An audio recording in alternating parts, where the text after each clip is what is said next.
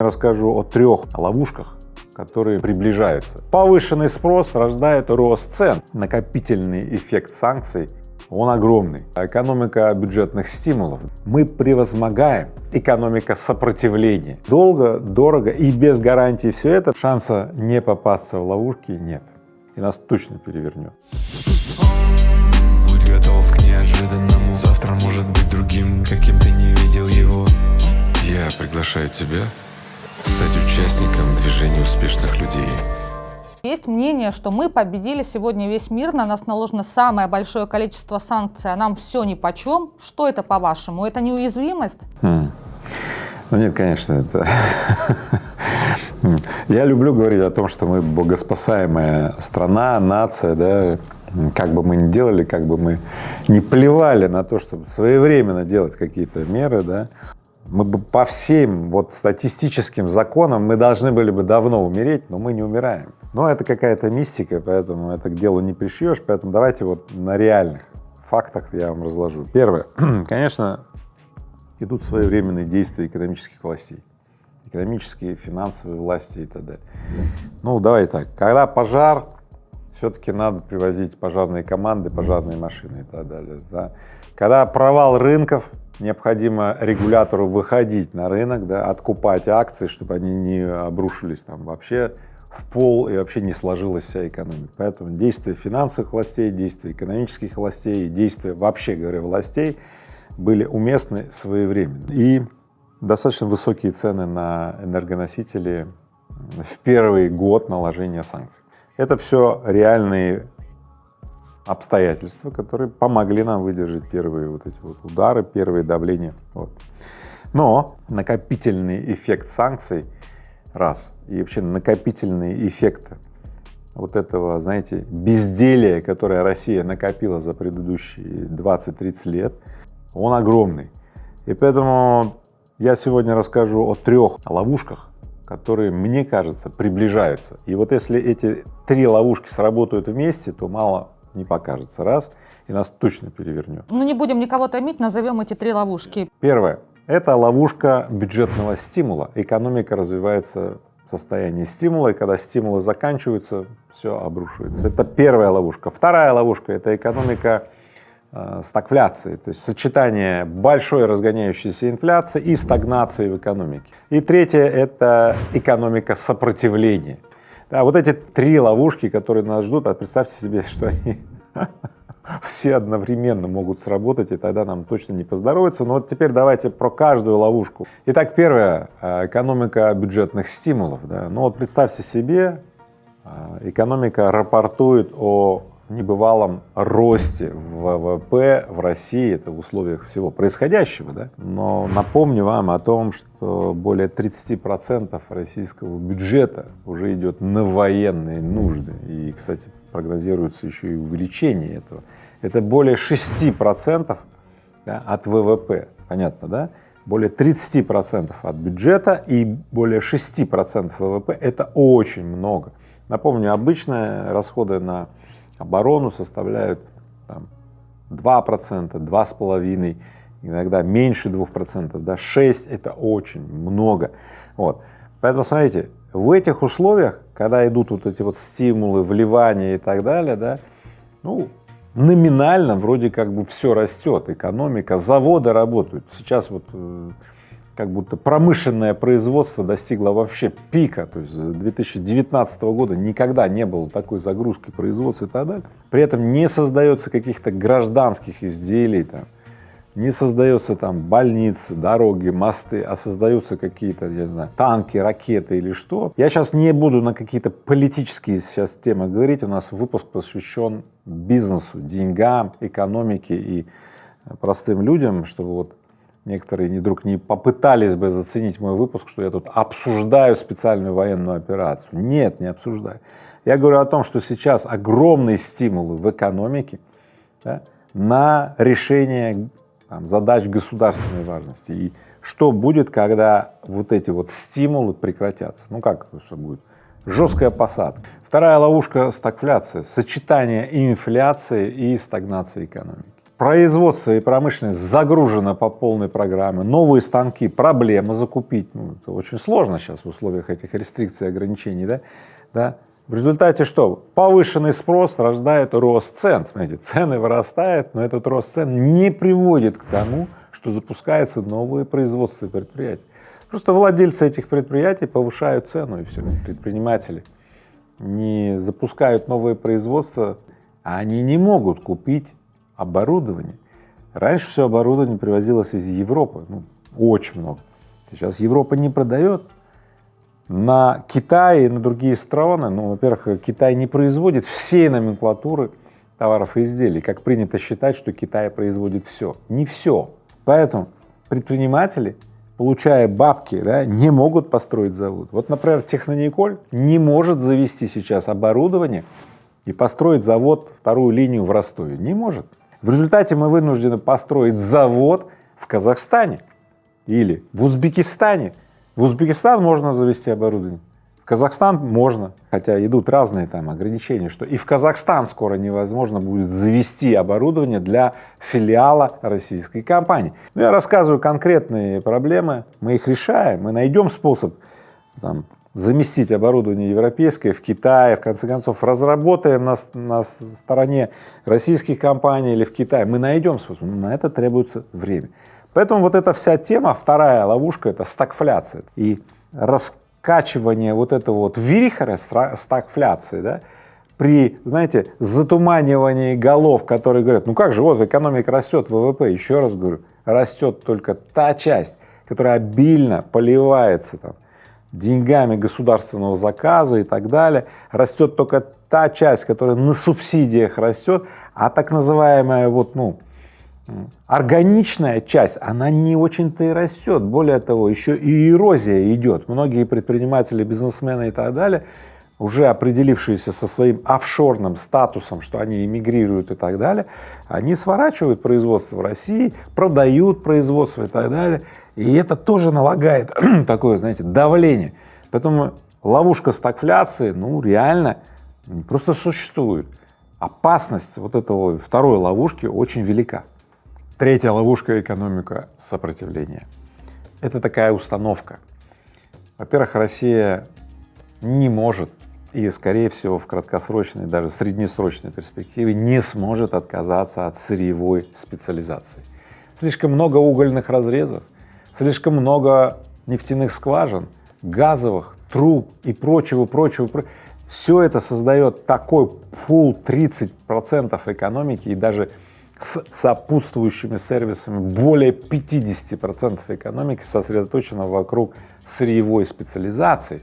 Россия не может переложиться в другие специалитеты, потому что тогда произойдет обрушение вот этой 50% части, что тут же ударит по качеству жизни населения и так далее. Мы в некотором смысле, ну, заложники, я не хочу употреблять такого слова, но по факту да. При этом ресурсы, понятно, да, задействованы в том, чтобы совершенствовать эту область. Ресурсов на то, чтобы породить что-то новое и иное, ну, мало или их нет. Выбранный сейчас аспект на экономику сопротивления, он звучит так: мы превозмогаем, мы боремся с девальвацией валюты, мы боремся с Западом и перекладываемся на Восток, хотя все экономисты мира предупреждают, что перекладывание куда-то грозит, ну, такой же ловушкой. Мы постоянно объявляем кого-то, против кого мы боремся. И это все и есть экономика сопротивления. Сопротивляясь, ты превращаешься в драконоборца.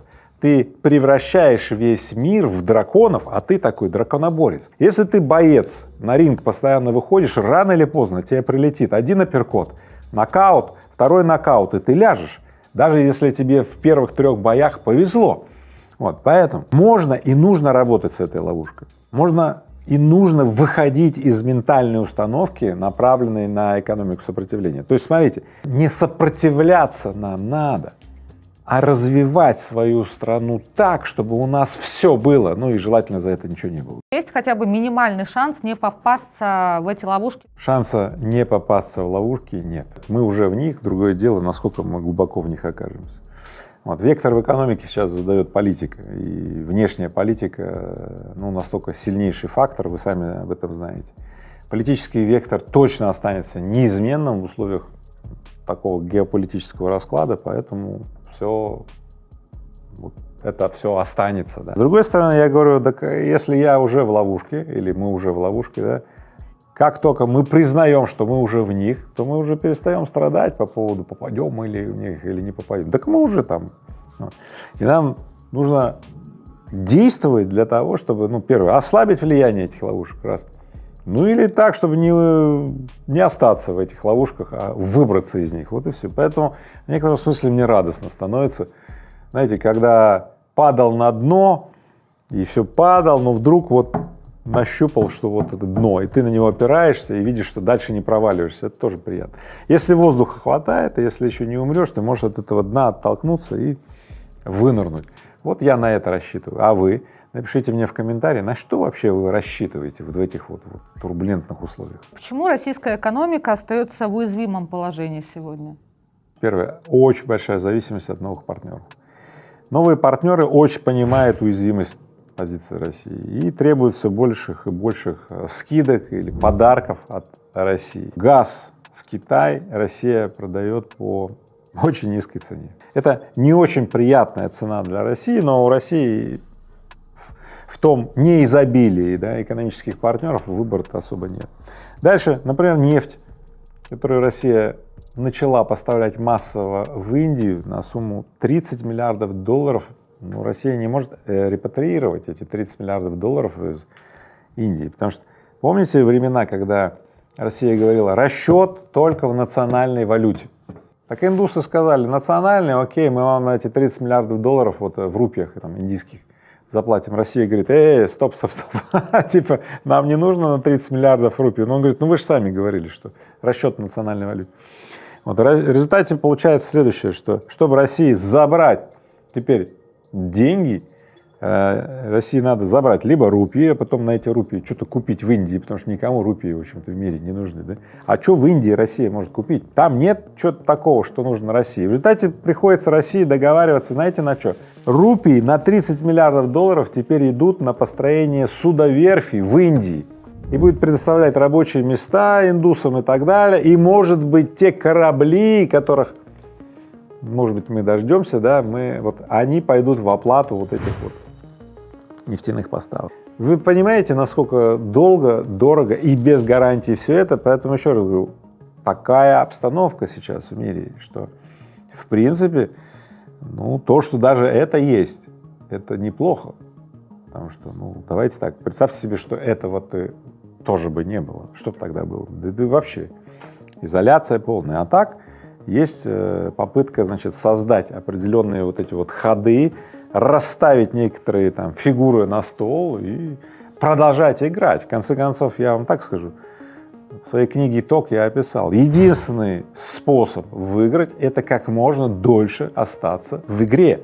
И в этом смысле Россия продолжает оставаться в игре, идя на вот эти вот предложения, да, вот этих новых партнеров. Второе. Гигантский стресс от структурной перестройки отраслей.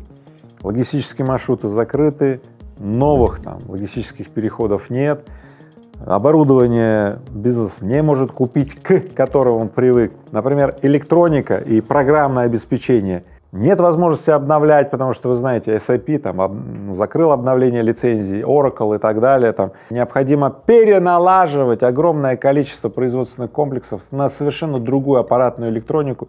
Это какие издержки? Нету такого количества техники, да, в странах третьего мира. Поэтому, смотрите, структурная перестройка началась, она не закончилась, она в следующие 10 лет будет продолжаться, а может быть 20. Это неизбежность, и нам необходимо принять это все. Но я сейчас говорю именно о факторах, которые усиливают вот эту турбуленцию. Третье — инерционность. Ну, иногда это говорят неповоротливость и так далее, переходя в оценивающую позицию. Давайте так, если мы 30 лет не занимались или сливали, или уничтожали нашу микроэлектронику, почему она должна возникнуть за следующий год? Ну нет, конечно, она даже за 10 лет не возникнет. 20-30 лет требуется для создания какой-то вот отрасли на мировом рынке.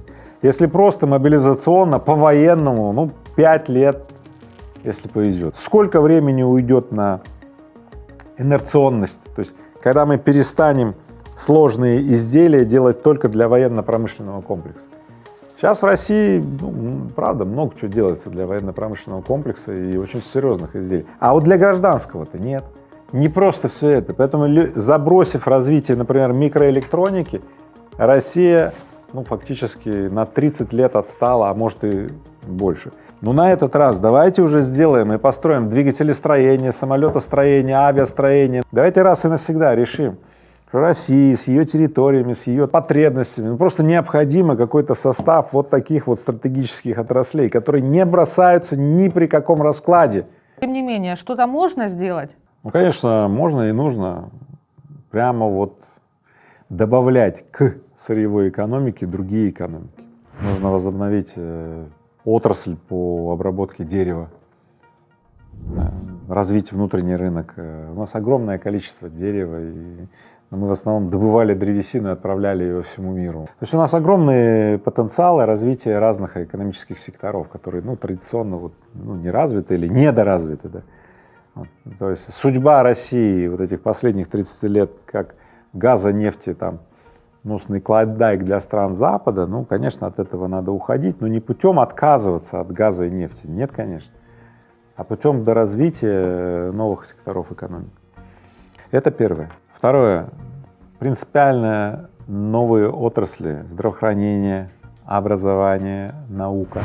В России такой человеческий потенциал, да, что именно вот это развитие этих отраслей, здравоохранение, наука, образование, оно может составить 50% от ВВП России, ну, например, в 2040 году. Смотрите, как это работает. 10 лет назад никто бы не мог представить, что Дубай станет одним из лидеров медицинского туризма. Появляются частные клиники, разные медицинские кабинеты, оснащенные не просто по последнему слову техники, а просто top of the top, клиники целые и так далее. Туристы медицинские со всего мира, которые раньше традиционно, например, ездили в Германию по некоторым болезням, операциям и так далее, едут в Дубай. Это политика, сознательная политика, выбор такого развития вот этой индустрии. Третье, следует перейти от того, хоть что-то делать, мы это уже делаем, да, к тому, что много чего делать, и для этого нам как раз и требуются предприниматели и управленцы, ну давай так, лидеры 21 века. И самое интересное, они у нас есть. Кириенко в свое время активировал программу вот эти лидеры России, да? 300 тысяч человек прошли отборочные, и, ну, там классные ребята, кстати. Почему вот эту поросль, которую вот отобрали, которую, ну, реально наставничали, воспитывали? Я сам лично видел, что Набиуллина, например, была наставником у Вадима Щербака. Вот и все. Ну, реально, то есть вот такие вот наставнические пары были. Реально такой человеческий капитал выявили и так далее. Почему этим ребятам не дают позиции в управлении? Вот эти вертикали, которые построены, ну, они, конечно, сами по себе не будут сами себя менять, понимаете? В этом и есть трагедия вертикали власти. Какая-то все-таки политическая воля дополнительная должна здесь сработать, чтобы все-таки ребят, которых отобрали, наставничали, и они готовы все-таки продвигать их на эти руководящие посты. У нас в целом в базе своей все очень даже в среднем по бане неплохо. Нам на эту базу надо следующие шаги делать. И пусть эти следующие шаги делают новое поколение, новые лидеры, новые лица, которые реально хотят это сделать. Надо дать шанс новым людям проявляться. А что вы посоветуете сейчас людям? Можно ли вообще в это время как-то расти, развиваться и зарабатывать? Все новые начинания как раз и происходят вот в такие времена. Никогда все ровно. Никогда все ровно и не пропихнуться никуда, да, потому что все занято, кто раньше пришел, он уже все забрал, и все, если что-то возникает, он вам цап-царап, все. Вот, поэтому, конечно, да, сейчас возникает очень много новых ниш, новых возможностей, или те, кто раньше вел бизнес и так далее, ну, куда-то там уехали и бросают все, что они сделали, можно подхватить и так далее. Подмечайте вот это. И я расширяю вашу возможность подмечать. Например, я специально для этого на MBA школы Игоря Рыбакова МФТИ создал лабораторию девелопмента, где мы на практике проводим ребят, бывших маркетологов, бывших управленцев, которые работали в найме и так далее, в сектор строительства, например, поселков или городов будущего. Да, мы обучаем ребят, как это быть девелопером. И это невозможно было вчера, это возможно сегодня, когда, например, люди, наевшись вот этих человейников, вот этих вот квартир каких-то там, не знаю, хотят реально в дом, хотят ИЖС. То есть получается, что есть спрос со стороны там взаимодавцев, есть девелоперы, которых я обучаю на MBA, Шир МФТ, значит, лаборатория девелопмента, вот и все. И это только одна из возможностей начать бизнес. Или много других ниш и возможностей, которые ты можешь подчерпнуть среди успешных предпринимателей. Тусуйся с людьми, которые в позитиве находятся и сейчас уже разные вот эти вот возможности там склеивают, и все. И у тебя, конечно же, придут твои идеи, если сейчас их не хватает. В это время очень важно развиваться, а не сидеть и скулить, ныть или чахнуть. Ну и вот несколько советов для людей, как сегодня можно подзаработать. Берите, пользуйтесь. Итак, первое. Не спеши с выбором ниши. Первое попавшееся не является тем, что тебе подходит. Вот во время пандемии очень многие наслушались рассказов, как маски, там, их не хватает, как их в аптеках там продают по какой-то непонятной цене, как перекупы там их куда-то там. Вот. И все начали закупать оборудование для вот этих производства масок. И что? Потом все это оборудование приехало из Китая или откуда там, да, и все вот так и стоит. Поэтому, ну вот не спеши. То есть смотри, то, что первое тебя встречает, но это не то, что тебе подходит. Второе. Ищи сферы, которые будут расти не только за счет того, что ты делаешь, а будут расти за счет общего расклада, индустриального или там географического. А очень важно, смотри не на настоящее, а на будущее. То есть представляй себе, как будет в будущем. И вот, например, ниша и сфера внутреннего туризма. Она точно в России будет расти. Если раньше все там ездили куда-то по миру, мир был открытый и так далее, сейчас у многих вот нет возможности выехать, потому что очень страшно дорого, раз, а второе, прямых перелетов нет, и очень много ограничений, некоторым визу не дают и так далее. Это огромный запрос на развитие внутреннего туризма. Соответственно, глэмпинги и прочее, что сейчас появляется и так далее, это правильное направление.